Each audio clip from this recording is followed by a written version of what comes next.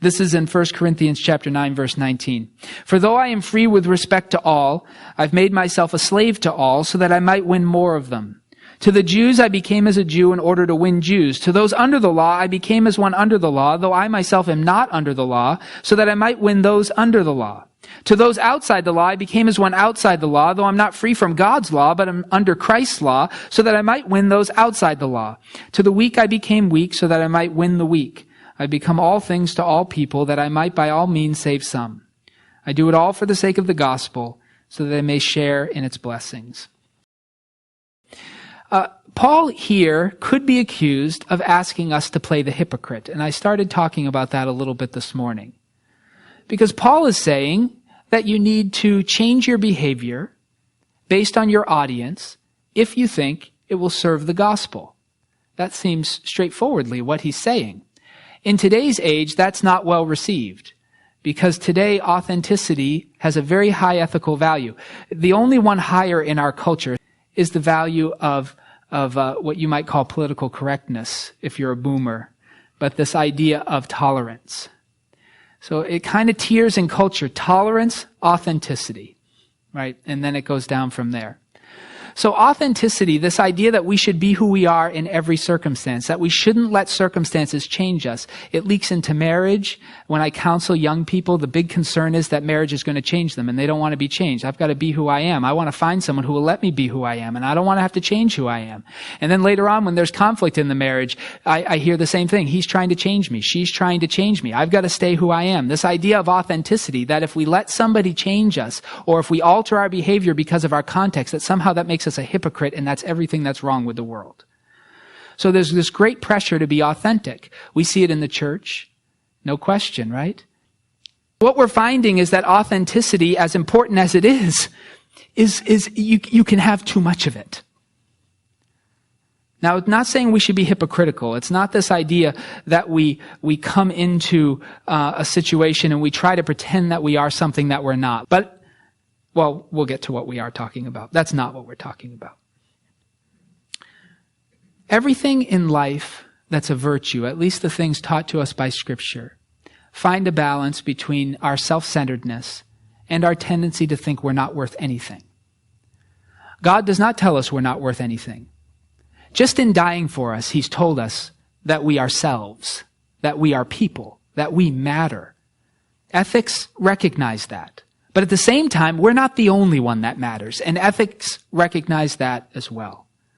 Authenticity can be the most subtle form of self-obsession, because it feels like we just want to be true to ourselves, but what it turns out is we try to make everyone else true to us by refusing to compromise who we think we are for the sake of somebody who might need us to be something different.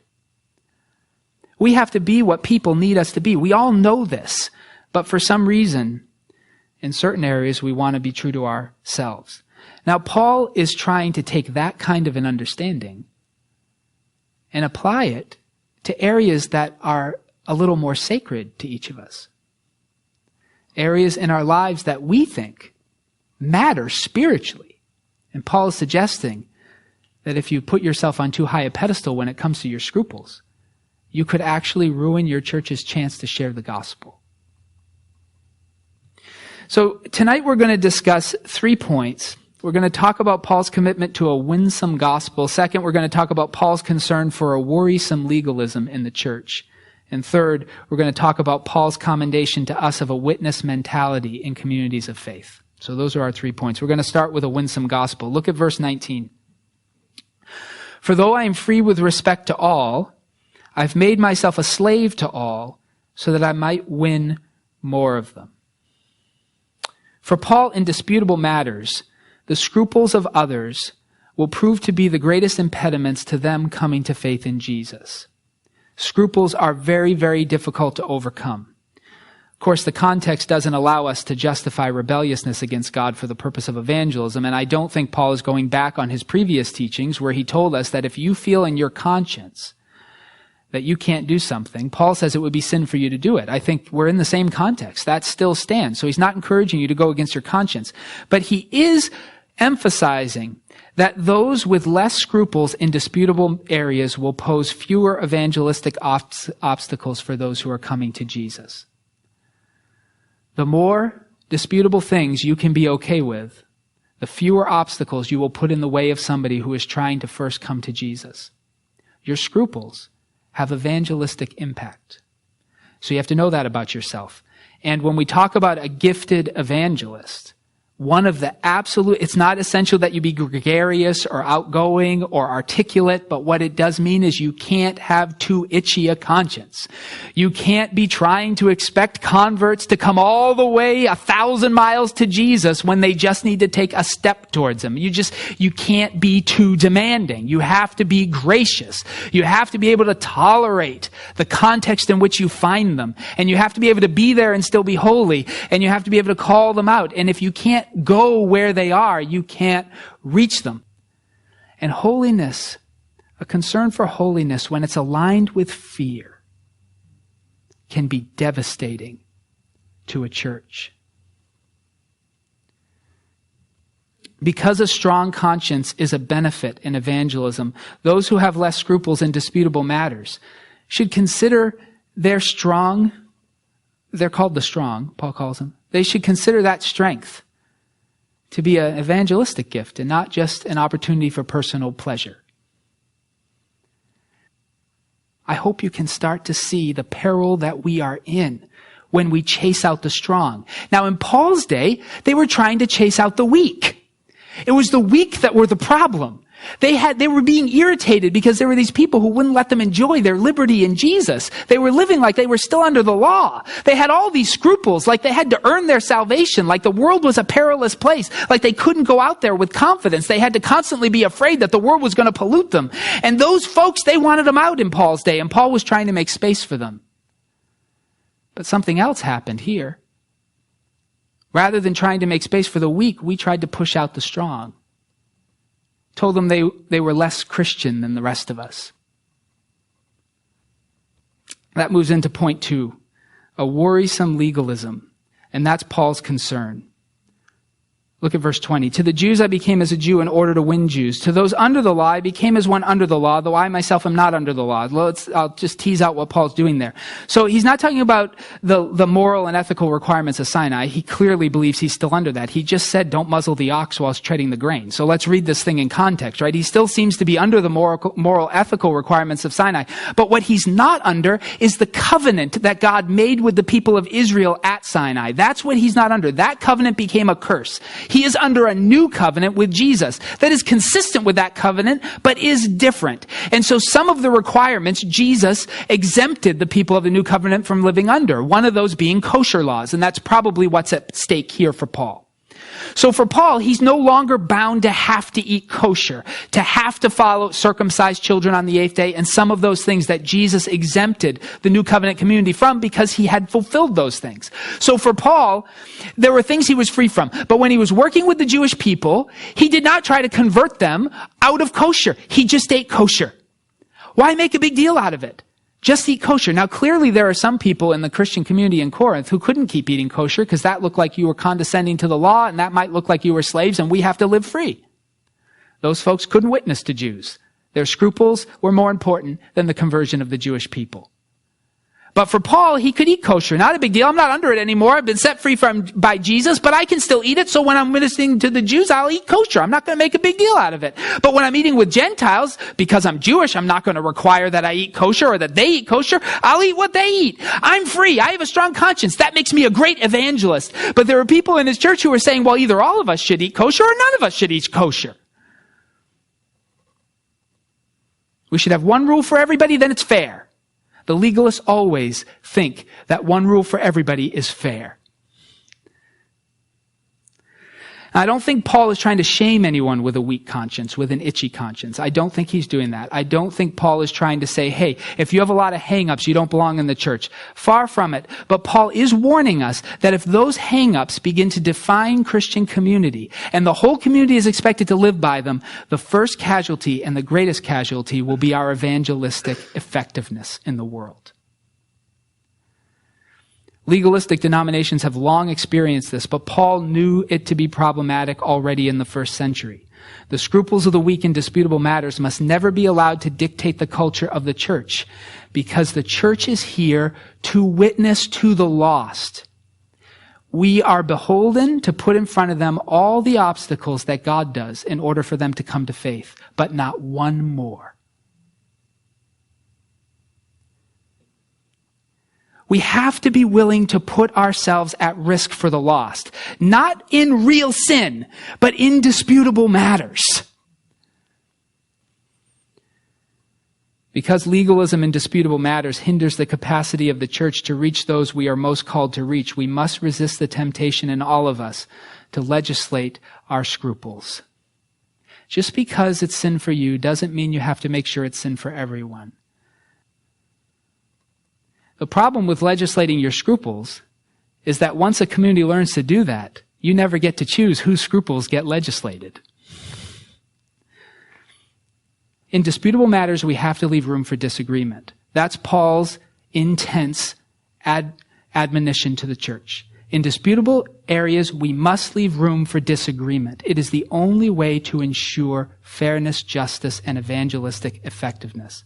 Once we entrust a higher body to tell everybody how they have to think and feel, then we're only going to ever be as righteous as that higher body. And it changes regularly.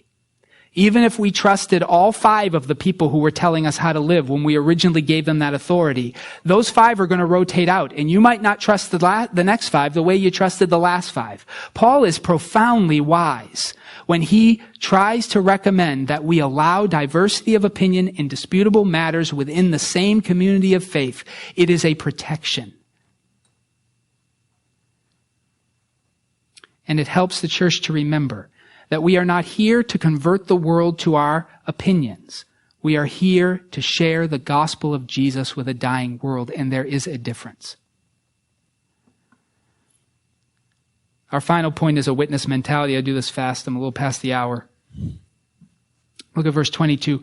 To the weak I became weak so that I might win the weak. I've become all things to all people that I might by all means save some. I do it all for the sake of the gospel so that I may share in its blessings. For Paul, the overarching desire of his life was to see folks who didn't know Jesus come to faith. Everything about his life was oriented around that. Now, it's not the only concern of Christian community, and I think Paul knows that, but it was his primary concern.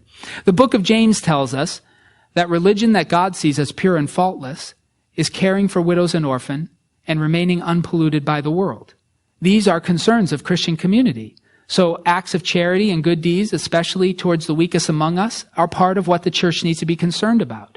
Remaining unpolluted by the world is absolutely something the church needs to be concerned about.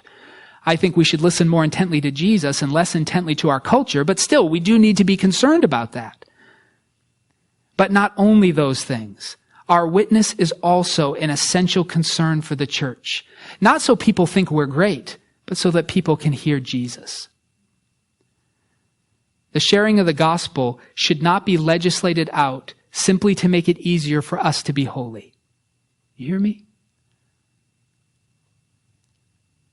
The passion to share the gospel should not be legislated out simply out of a concern that it might be easy for you and I to stay holy. The sharing of the gospel has to be a central concern. And everything we make mandatory for all people who participate in our body of believers will prove to be an obstacle to those who are coming to faith in Jesus, so we better ensure we are not adding to God's law. Do you remember what Jesus said to the Pharisees? You increase the burdens on my people 100-fold, and do not lift a finger to help them bear them. You travel over land and sea to make a convert, and you make them twice a child of hell as yourself. Jesus is saying, don't go beyond what is written. Don't go beyond what I've required of the world, because I've required enough. When you require more than I require, you make coming to Jesus harder than Jesus made it. And it is beholden on us as a community never to make it harder to come to Jesus than Jesus himself made it.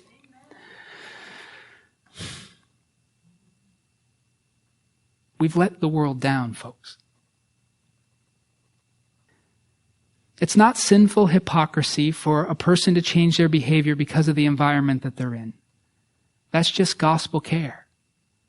We must be concerned about that. We want to make sure our behavior doesn't provide an unnecessary obstacle. Now, our behavior is going to provide some obstacles we can't get rid of. Can we be a people that are sure that all we ever require of anybody, God has already required of them clearly in the Scriptures? Can we covenant to that? I think we'll change our entire evangelistic culture if we do. Our concern for our own holiness, just like the concern of the Pharisees that eating with tax collectors and sinners would spoil them, ruins the gospel's attempt to reach into the world. And Paul is only speaking of disputable matters. He's not talking about the clear teachings of Scripture. So I hope you know why we are so committed as a body of believers to preaching the Scriptures and nothing else. Because you need to know what they say, and I need to know what they say, or else we have no chance to know what's disputable and what is not. If Paul wanted one law for everyone that basically went to the lowest common denominator and made rules for everyone based on them, he would have advised it. There's a reason he didn't. So why do we? I can't see it as anything else other than a rejection of Paul's wisdom as foolishness. We seem to think we know better. Is it any wonder that so many of our young pastors have come to the conclusion that the God they should follow is the one that whispers in their ears and not the one who spoke through the prophets? They learn that from us. Because we've been following our consciences and our hearts and not the word for so long, that our pastors have come to think that the inspiration they feel in their studies is the same as the inspiration Jeremiah felt when he wrote this book. If we're ever going to turn that back, we have to start taking the Bible more seriously than our scruples, or we've lost it.